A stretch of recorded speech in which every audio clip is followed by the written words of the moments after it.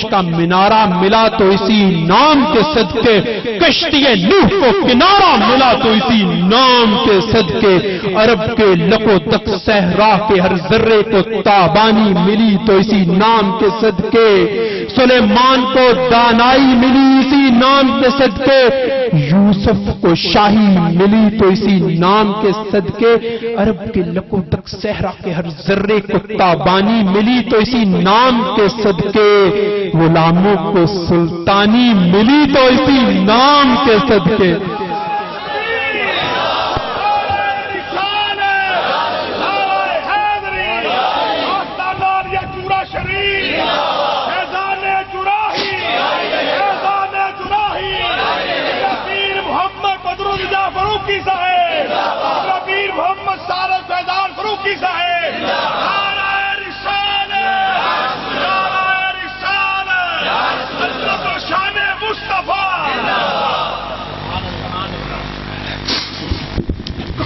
کیا کشتی نوح کو کنارہ ملا تو اسی نام کے صدقے، سلیمان کو دانائی ملی اسی نام کے صدقے، یوسف کو شاہی ملی اسی نام کے صدقے، عرب کے لقو دق صحرا کے ہر ذرے کو تابانی ملی تو اسی نام کے صدقے، غلاموں کو سلطانی ملی تو اسی نام کے صدقے، تیرے ہوئے دریاؤں کو روانی ملی تو اسی نام کے صدقے، ارے زلیخا کو جوانی ملی تو اسی نام کے صدقے۔ سبحان اللہ سبحان اللہ۔ زلیخا کو جوانی ملی تو اسی نام کے صدقے۔ وہ حسن یوسف دیکھتے تھے، شاعر کہتے ہیں حسن یوسف دیکھ کر مصر میں کٹتی ہیں انگشتے زنا، حسن یوسف دیکھ کر مصر میں کٹتی ہیں انگشتے زنا، حسن یوسف دیکھ کر مصر میں کٹتی ہیں انگشتے زنا، سر کٹاتے ہیں تیرے نام پہ مردان عرب، حسن یوسف دیکھ کے مصر میں کٹتی ہیں انگشتے زنا، سر کٹاتے ہیں تیرے نام پہ مردان عرب۔ ایک مرتبہ آقائے دو جہاں سرور کون و مکان تاجدار انبیاء محمد مصطفیٰ صلی اللہ علیہ وآلہ وسلم جب سفر معراج پہ گئے تو معراج کی آسمانوں کی سیر کر رہے تھے تو ایک فرشتے کو دیکھتے ہیں، ایک فرشتے پر نظر پڑی جس کے ہزاروں ہاتھ تھے، ہزاروں ہاتھوں پر ہزاروں بازو تھے۔ پوچھا تمہاری کیا ڈیوٹی ہے؟ عرض کیا یا رسول اللہ دنیا کائنات میں جتنے ریت کے ذرے ہیں میں گن سکتا ہوں، جتنے مٹی کے ذرے ہیں میں گن سکتا ہوں، اس کائنات میں کوئی ایسی چیز نہیں جو میں نہ گن سکوں، اس لیے رب نے مجھے ہزاروں بازو ہزاروں سوال کیا ایسی بھی کوئی چیز ہے جس کو تم نہیں گن سکتے؟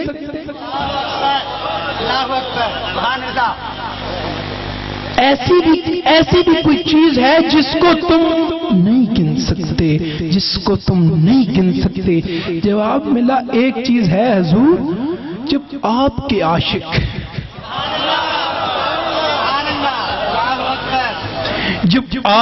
عاشق سروں کو جھکا کے ہاتھ باندھ کے مل کے آپ پر درود و سلام پڑھتے ہیں،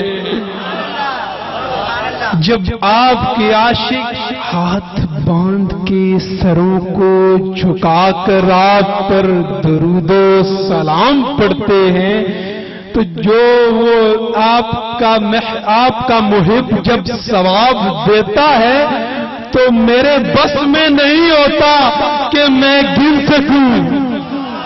یا رسول اللہ بس یہی چیز ہے۔ تو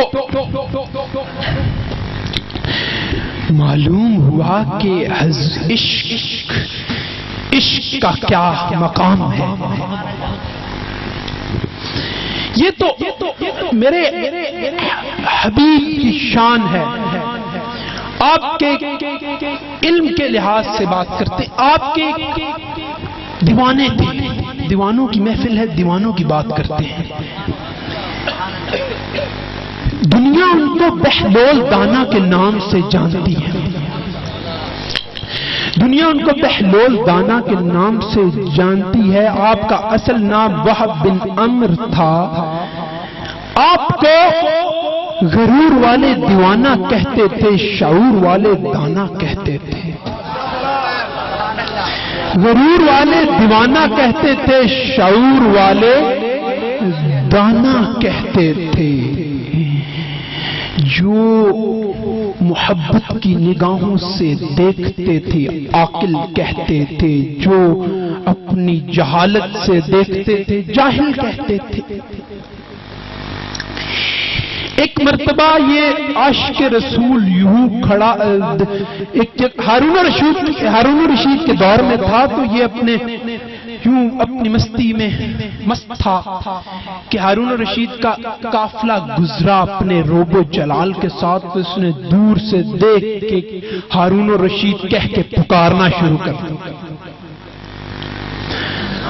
ہارون الرشید کہہ کر پکارنا شروع کر دیا. تو ہارون نے پوچھا کہ یہ کون جاہل ہے, یہ کون گستاخ ہے جو مجھے یوں پکار رہا ہے. اس کے درباریوں نے کہا حضور ایک دیوانہ ہے, آج کچھ زیادہ دیوانہ ہوا ہے. ہارون الرشید نے کہا اس کو بلاؤ میرے پاس. بلایا گیا, پوچھا تمہیں پتا نہیں میں کون ہوں؟ جواب ملا ہارون الرشید کو کہ مجھے پتا ہے تو کون ہے. بروز محشر اگر مشرق پر کسی پر ظلم ہوا تو بروز محشر پوچھ تم سے کی جائے گی. ڈر گیا, خوف. کہتا ہے تو نے ایسی بات کی میرے دل پہ لگی ہے. مانگ کیا مانگتا ہے؟ مجھے جنت مل جائے, میرے گناہ معاف کروا دے. کہا یہ میں نہیں کر سکتا. کہا کل میرے دربار میں آ جائیں. صبح وہ دیوانہ اپنی لاٹھی اٹھائے سر پہ, اپنے فقیرانہ انداز میں ہارون الرشید کے دربار میں جا بیٹھا. اس کے دربار میں ایک سیاح اور ایک عالم بیٹھے ہوئے تھے. تو اس سیاح اور عالم نے اپنے سوالات اور کمال مہارت سے تمام درباریوں کو خاموش کرا دیا. تو جب یہ بہلول دانا گئے تو ہارون الرشید نے سیاح سے کہا کہ اس سے سوال کرو. جانتا تھا نا, اس سے سوال کرو, اس سے سوال کرو. سیاح نے کہا اس کی اوقات کیا اور میں کہاں, لیکن بادشاہ کا حکم تھا سوال کیا. اس نے زمین پر ایک دائرہ لگا دیا. بہلول دانا اٹھے, اس دائرے کو یوں چیر دیا. اس نے زمین پہ ایک اور دائرہ لگایا. بہلول دانا اٹھے اور اس کو چاروں طرف سے چیر دیا. اس نے تیسری بار ایک ہاتھ کا اشارہ اس طرح کیا. بہلول دانا نے جواب میں اس طرح اس نے اشارہ کیا اور بہلول دانا نے جواب میں اس طرح اشارہ کیا. درباری حیران ہو گئے کہ یہ کیا ماجرا ہے. عاشقوں کی معرفت بتا رہا ہوں تمہیں. تو سیاہ آشش کر اٹھا, کہتا ہے مرحبا یا بہلول دانا. بادشاہ اس نے ویسے جواب دیے ہیں جس سے پہلے مجھے کوئی جواب نہیں دے سکا. میں نے گول دائرہ بنا کر زمین کا کرۂ ارض دکھایا تھا, اس نے اس پہ خط استوا کھینچ دی.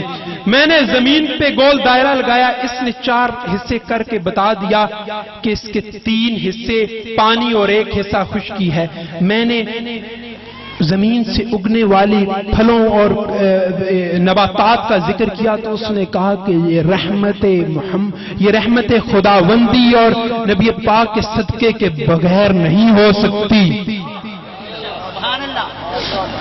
تو اس دربار میں ایک عالم بھی بیٹھا تھا. اس نے کہا بادشاہ یہ کیا ہے, یہ تو بچوں کا کھیل ہے, میں سوال کرتا ہوں. اس کا شرعی سوال تھا.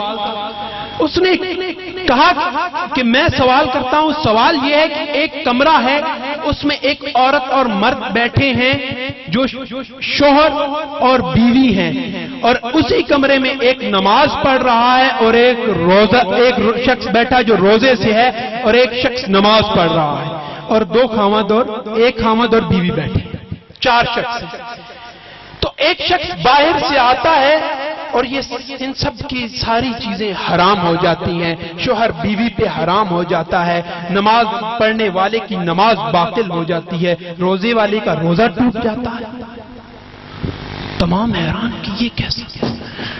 لیکن بہلول دانا اٹھے اور کہتے ہیں کہ وہ باہر سے آنے والا شخص اس عورت کا پہلا شوہر تھا، جس کے جانے کے بعد یہ اطلاع ملی تھی کہ وہ مر چکا ہے۔ عورت نے دوسرا نکاح کر لیا، ایک شخص کو پیسے دیے کہ اجرت پہ اس کی نمازیں پڑھے، ایک شخص کو پیسے دیے کہ اجرت پر اس کے قضا روزے رکھے، لیکن وہ خبر غلط ثابت ہوئی، وہ بندہ آیا، اس کا نکاح باطل ہو گیا، دوسرے شوہر کا، نمازیں پڑھنے والے کی نماز ٹوٹ گئی، روزے والے کا روزہ ٹوٹ گیا۔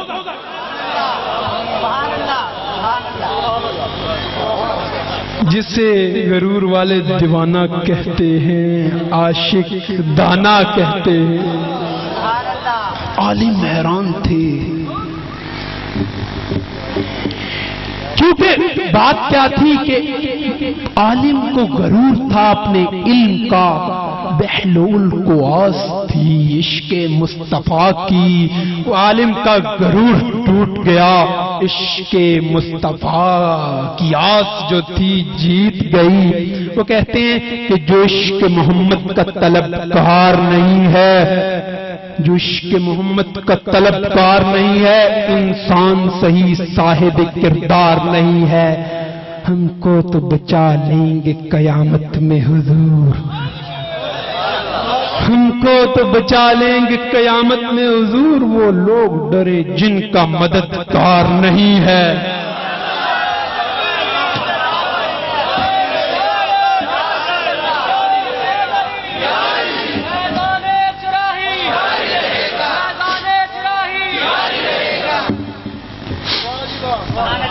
دوستان گرامی، اسی طرح ایک اور واقعہ آپ کو سناتا ہوں جس کا ربط عشق مصطفیٰ سے اور عاشقوں سے جڑتا ہے۔ حضرت سلیمان علیہ السلام کو اللہ تبارک و تعالیٰ نے دنیا کی شاہی دی تھی، ہر چیز ان کے تابع تھی۔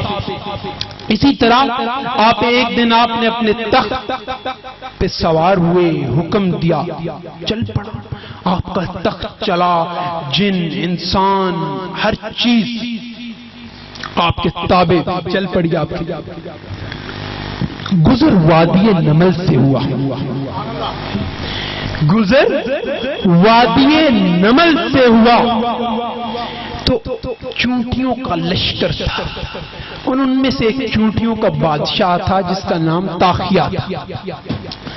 اس نے جب سلیمان علیہ السلام کے لشکر کو دیکھا تو چونٹیوں کو حکم دیا کہ لشکر سلیمان آ رہا ہے، بلوں میں گھس جاؤ، یہ نہ ہو کہ تمہیں کچل دے۔ ہوا نے یہ بات سلیمان علیہ السلام کے کانوں تک پہنچائی تو حضرت سلیمان علیہ السلام نے حکم دیا کہ اس تخت کو یہیں اتار دو۔ تخت وہیں اتار دیا گیا، حکم تھا چونٹیوں کے بادشاہ کو بلایا جائے، اس کے بادشاہ کو بلایا گیا۔ آپ نے فرمایا تمہیں پتا نہیں میں اللہ کا رسول ہوں اور میں کسی پہ ظلم نہیں کرتا، تم نے میرا لشکر دیکھ کے یہ کیوں کہا کہ سلیمان کا قافلہ تجھے تم لوگوں کو کچل دے؟ تو وہ حضرت سلیمان علیہ السلام نے اس کو اپنے ہتھیلی پر اٹھا لیا تھا، ہتھیلی پر اٹھا لیا تھا، اور یہ تو وہ چونٹی بولی کہ حضور مجھے پتا تھا لیکن کچھ باتیں ہیں۔ پہلی بات تو یہ ہے کہ میں اس قوم کی کا بادشاہ تھا تو میرا فرض بنتا تھا کہ اپنی رعایا کو پہلے بچاؤں، خود بعد میں بچاؤں۔ تو ہر نظارہ عشق مصطفیٰ کی طرف چلا جاتا ہے. جس کے ہاتھ پر چونٹی بول اٹھے اسے سلیمان کہتے ہیں.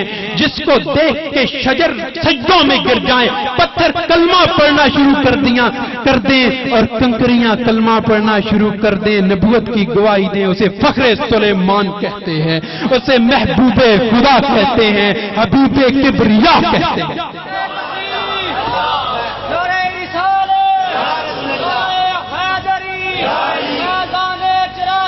ایک اور بات,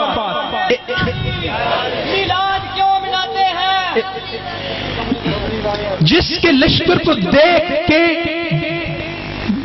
جانور ڈر کے بلوں میں چلے جائیں اسے سلیمان کہتے ہیں, اور جس کو دیکھ کے فریادی دوڑتے ہوئے قدموں میں آ جائیں اسے محمد مصطفیٰ کہتے ہیں.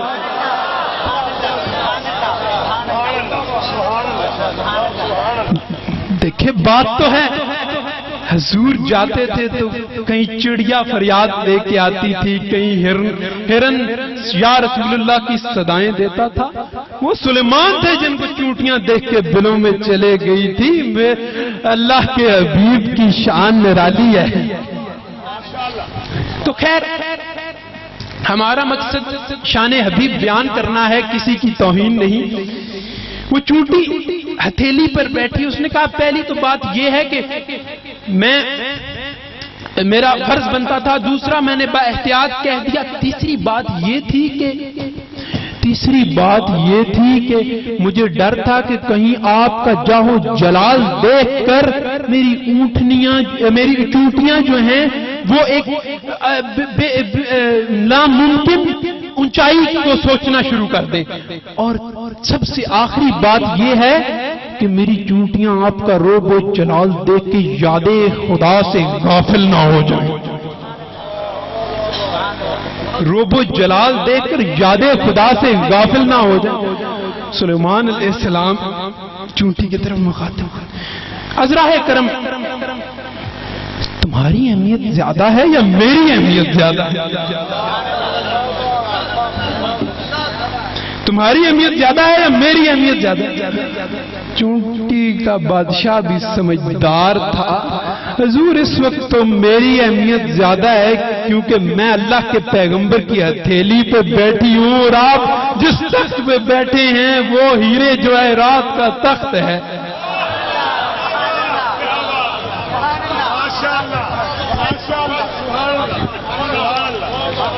میں اللہ کے پیغمبر کی ہتھیلی, انداز تو دیکھو, میں اللہ کے پیغمبر کی ہتھیلی پر بیٹھی ہوں اور جس پر آپ بیٹھے ہیں وہ ہیرے جواہرات کا تخت ہے. تخت سکندری پہ وہ تھوکتے نہیں, بستر لگاؤ جن کا سرکار کی گلی میں. تخت سکندری پہ وہ تھوکتے نہیں. تو یہ محبت کا انداز تھا. وہ اس کی معراج سلیمان علیہ, ہر کسی کی کوئی معراج ہوتی ہے. جیسے حضور کی معراج کان قاب قوسین او ادنا تھی, تو اس چونٹی کی معراج حضرت سلیمان علیہ السلام کا ہاتھ تھا. سوال یہ ہے ہماری معراج کہاں ہے؟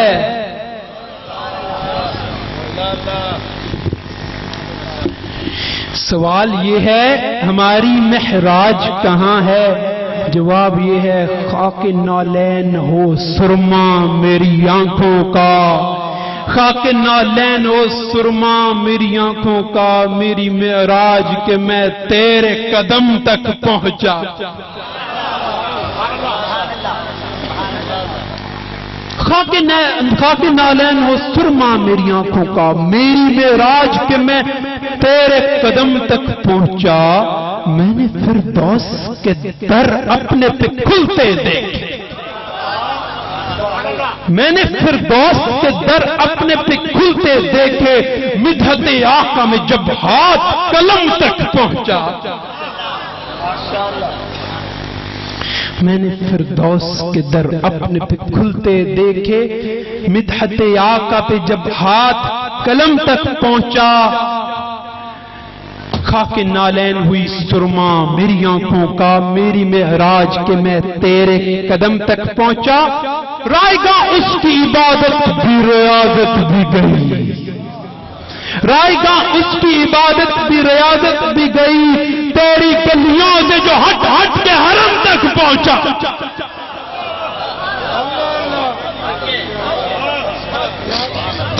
رائے گاہ اس کی عبادت بھی ریاضت بھی گئی، تیری گلیوں سے جو ہٹ ہٹ کے حرم تک پہنچا۔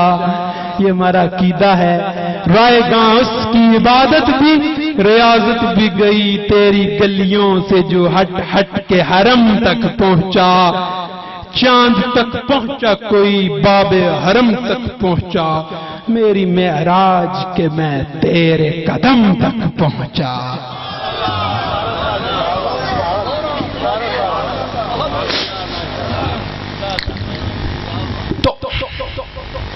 یہ عقیدہ ہونا چاہیے۔ یہ تو شان حبیب تھی، شان نواسہ رسول تو دیکھو۔ واقعہ یوں ہے کہ ایک مرتبہ حضرت نبی پاک کا فرمان ہے، انا مدینۃ العلم وعلی بابھا، میں علم کا شہر ہوں اور علی اس کا دروازہ ہے۔ تو واقعہ دراصل یوں ہے کہ حضرت علی کرم اللہ وجہ الکریم بیٹھے تھے اور ساتھ دونوں شہزادے بیٹھے تھے، حضرت امام حسن اور حسین ننھے تھے، چھوٹے تھے، شہزادے بیٹھے تھے، لیکن یہ میں آپ دیکھ لینا کہ چھوٹے تھے یا نہیں تھے، ساتھ بیٹھے تھے، یہ میں نہیں کہتا، میں نہیں کہتا۔ تو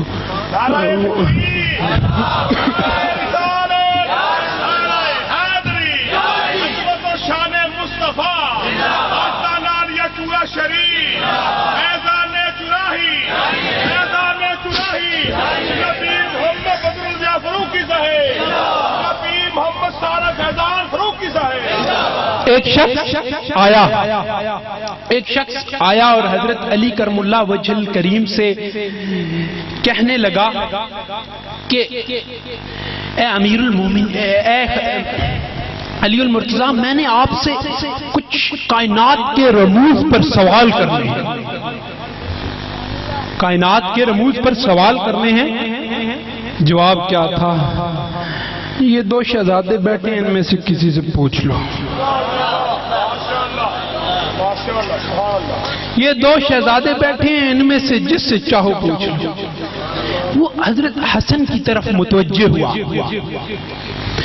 اور کہنے لگا، اے نواسہ رسول، آپ سے سوال یہ ہے کہ ایک بندہ احرام، اب آپ کی عمر دیکھیں اور جواب دیکھیں،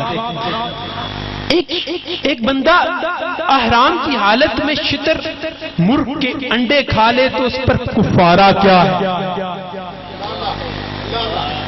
چھوٹے حضرت امام حسن بولے، اگر کوئی احرام کی حالت میں شتر مرغ کے انڈے کھا لے تو کفارہ یہ ہے کہ وہ جتنے انڈے کھائے ہیں اتنی عمدہ اونٹنیاں لے، پھر جب وہ بچے دیں تو ان کو راہ خدا وقف کر دے۔ چھوٹے ہیں، یہ ذہن میں رکھنا، میں نہیں کہتا، جواب بتائیے۔ شتر مرغ کے انڈے کھا لے تو اونٹنیاں رکھنا، تو حضرت علی کرم اللہ وجہ الکریم نے فرمایا، بیٹا جواب تو بالکل صحیح ہے، لیکن کچھ حمل ٹھہرتے ہیں، کچھ ضائع ہو جاتے ہیں۔ بابا جان بات تو ٹھیک ہے، کچھ انڈے صحیح ہوتے ہیں، کچھ خراب ہو جاتے ہیں۔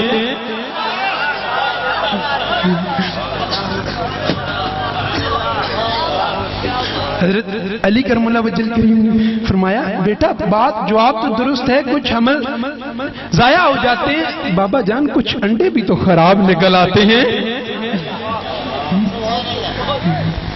دوسرا سوال،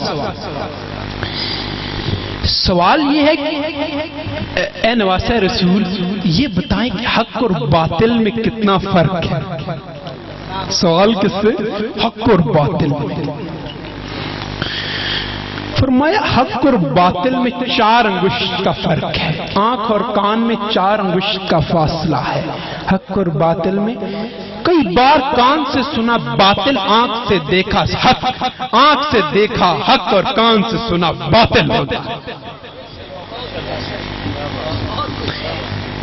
سوال پھر کیا کہ زمین اور آسمان میں کتنا فاصلہ ہے؟ جواب ملا فاصلہ اتنا ہے کہ آنکھ کی روشنی اور مظلوم کی آہ آسمان تک پہنچ جاتی ہے۔ یہ ذہن میں رکھو کہ جواب کون دے رہا ہے، کس عمر میں دے رہا ہے۔ کرنے چلتے ہیں حضور کے علم پر سوال، جواب کون دے رہا ہے؟ اچھا پھر سوال کیا حضور مغرب میں اور مشرق میں، مشرق اور مغرب میں کتنا فاصلہ ہے؟ جواب ملا اتنا فاصلہ ہے جتنا سورج روز طے کر لیتا ہے۔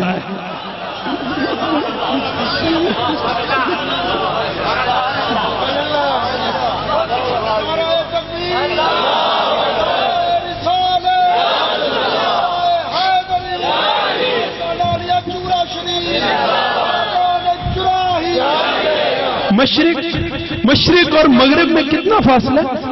کتنا فاصلہ ہے؟ اتنا فاصلہ ہے جتنا روز طے کر لیتا ہے۔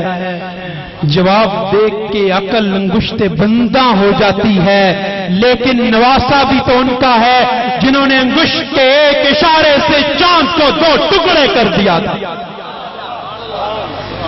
وہ کہتا ہے، شاعر کہتا ہے صبح طیبہ میں ہوئی بٹتا ہے بڑا نور کا، صدقہ لینے نور کا آیا ہے تارا نور کا، چاند جھک جاتا جدھر انگلی اٹھاتے مہد میں، کیا ہی چلتا تھا اشاروں پر کھلونا نور کا، تو ہے عین نور تیرا سب کرانا نور کا، تیری نسل پاک میں ہے بچہ بچہ نور کا، کھیلتے تھے چاند سے بچپن میں آقا اس طرح، کھیلتے تھے چاند سے بچپن میں آقا اس طرح، کھیلتے تھے چاند سے بچپن میں آقا اس طرح، وہ سراپا نور تھے اور یہ کھلونا نور کا۔ آخری سوال کیا تھا؟ آخری سوال یہ تھا کہ اے نواسہ رسول یہ جواب تو درست ہے، یہ بتائیے کہ اللہ تبارک و تعالیٰ نے ایسی 10 چیزیں کون سی ہیں جن کو 10 ہر ایک چیز دوسرے سے سخت ہے؟ ایسی 10 بات کو ختم کر رہا ہوں، 10 چیزیں ایسی کون سی ہیں جن میں سے ہر 10 دوسرے سے سخت ہیں؟ تو جواب ملا کہ سنو، سب سے سخت پتھر ہے لیکن لوہا اس سے سخت ہے جو اس کو کاٹ دیتا ہے۔ سب سے سخت پتھر ہے، لوہا پتھر کو کاٹ دیتا ہے، لوہا اس سے سخت ہے، لیکن اس سے سخت آگ ہے جو اس کو پگھلا دیتی ہے، اس سے سخت پانی ہے جو اس کو بھی بجھا دیتا ہے، اس سے سخت کیا ہے؟ پانی سے سخت بادل ہے جو اس کو بھی اٹھا لیتا ہے۔ ایسی 10 چیزیں کیا ہیں؟ ایسی 10 چیزیں یہ ہیں کہ سب سے سخت پتھر ہے، پتھر سے سخت لوہا ہے جو اسے کاٹ دیتا ہے، آگ اس سے سخت ہے جو پگھلا دیتی ہے، پانی اس سے سخت ہے جو بجھا دیتا ہے، اس سے سخت بادل ہے جو اسے اپنے کندھوں پہ اٹھا لیتا ہے، اس سے سخت بادل موسم کا، اس سے سخت ہوا ہے جو بادلوں کو بھی اڑا دیتی ہے، اس سے سخت ہوا کا فرشتہ ہے جو ہوا کو بھی حکم سے روک دیتا ہے، اس سے سخت موت کا فرشتہ ہے جو ہوا کے فرشتے کو بھی موت دے دیتا ہے، اور اس سے سخت موت ہے جو موت کے فرشتے کو بھی آ جاتی ہے۔ اس سے سخت موت ہے جو اس کو بھی آ جاتی ہے۔ موت سے سخت کیا ہے؟ علم کی بات ختم ہو رہی ہے۔ موت سے سخت رب ذوالجلال کا امر ہے جو موت کو بھی ٹال دیتا ہے۔ علم کی بات ختم ہوئی، عشق کی بات شروع کرتے ہیں۔ علم کی بات ختم ہوئی، عشق کی بات شروع کرتے ہیں۔ سب سے سخت موت کا فرشتہ ہے جو موت دے دیتا ہے، اس سے سخت موت ہے جو اس کو بھی آ جاتی ہے، اس سے سخت اللہ کا امر ہے جو موت کو بھی ٹال دیتا ہے۔ تو رب جب فرماتا ہے الحمدللہ رب العالمین، تو پھر یہ بھی فرماتا ہے وَمَا أَرْسَلْنَاكَ إِلَّا رَحْمَةً لِلْعَالَمِينَ، یہ بھی فرماتا ہے۔ تو معلوم ہوا کہ حضور کی رحمت اس سے بھی سخت ہے کہ جس کے صدقے رب اپنے امر کو بھی ٹال دیتا ہے۔ حضور کی رحمت اس سے سخت ہے جو وہ کہتے ہیں کہ حضور گئے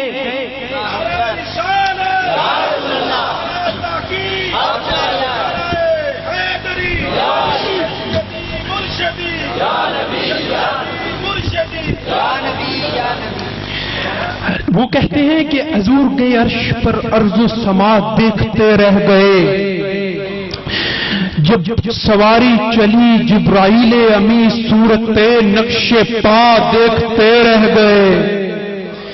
جب سواری چلی جبرائیل امی صورت نقش پا دیکھتے رہ گئے۔ وہ گئے عرش پر اور روح الامی سدرۃ المنتہا دیکھتے رہ گئے۔ وما علینا الا البلاغ۔